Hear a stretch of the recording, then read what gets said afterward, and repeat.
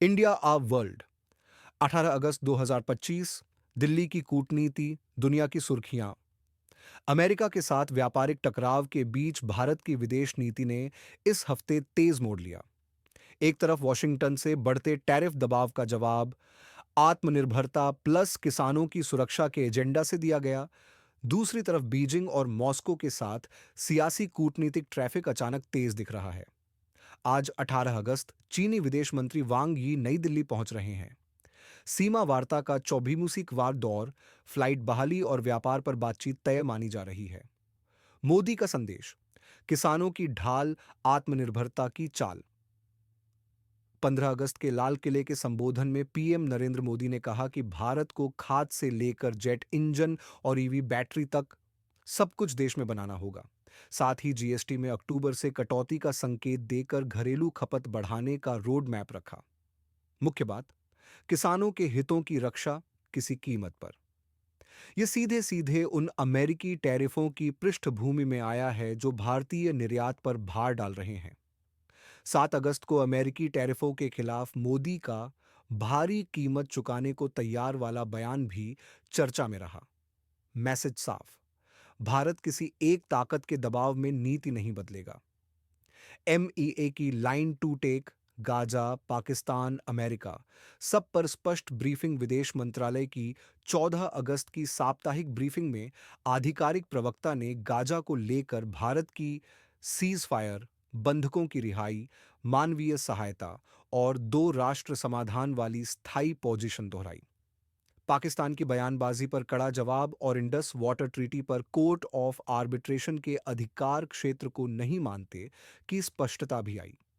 America के साथ रिश्तों पर कहा गया, यह एक व्यापक रणनीतिक साझेदारी है।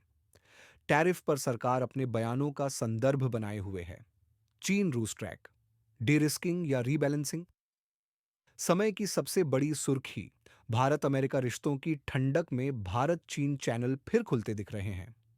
वांग यी का दिल्ली आना, सीमा वार्ता का नया राउंड और रिपोर्ट्स के मुताबिक दोनों तरफ उच्च स्तरीय विजिटों की तैयारी। विश्लेषक इसे भारत की स्ट्रेटेजिक ऑटोनॉमी 2.0 कह रहे हैं, यानी दबाव बढ़े तो विकल्प भी बढ़ते हैं। इधर रूसी ट्रैक पर भी रफ्तार है। इस महीने के अंत में विदेश मंत्री एस जयशंकर मॉस्को जाएंगे, भारत रूस अंतर सरकारी आयोग की बैठक के लिए। यह उस संदर्भ में भी अहम है जब 2024 की मॉस्को यात्रा में मोदी ने यूक्रेन युद्ध में निर्दोष बच्चों की मौत बहुत पीड़ादायक कहकर सार्वजनिक असहमति जताई थी। भारत रूस रिश्तों में संवेदनशील संतुलन का संकेत। अमेरिका का टैरिफ तूफान और दिल्ली की राजनीति। अमेरिका के नए देश विशिष्ट टैरिफ, कई श्रेणियों में भारी बढ़ोतरी ने दुनिया भर में बाजार और साझेदारों को हिला दिया। भारत इसके केंद्र में है, औसत दरें ऊपर और भारत पर अतिरिक्त दंडात्मक मार की चर्चा अलग। यही वजह है कि दिल्ली में किसान हित व आत्मनिर्भरता पर जोर और वैकल्पिक साझेदारियों पर फोकस दिख रहा है। विपक्ष और सियासी प्रतिक्रियाएं। आर्थिक ब्लैकमेल, भारत को डराना।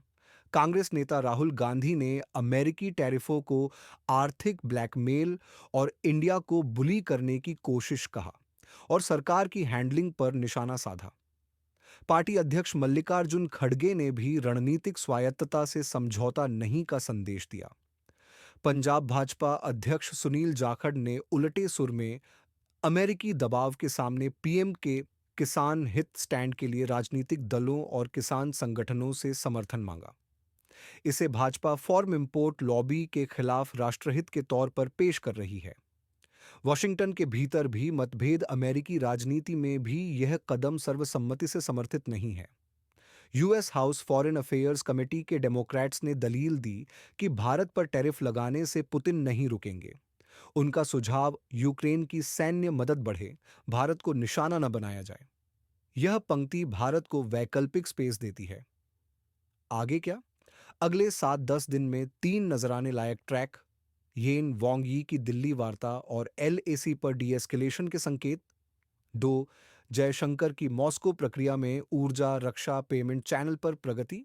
3 अमेरिका के साथ टैरिफ पॉलिटिक्स का अगला राउंड, जहां भारत अपनी किसान पहले मेक इन इंडिया लाइन को सख्ती से जोड़े रखेगा।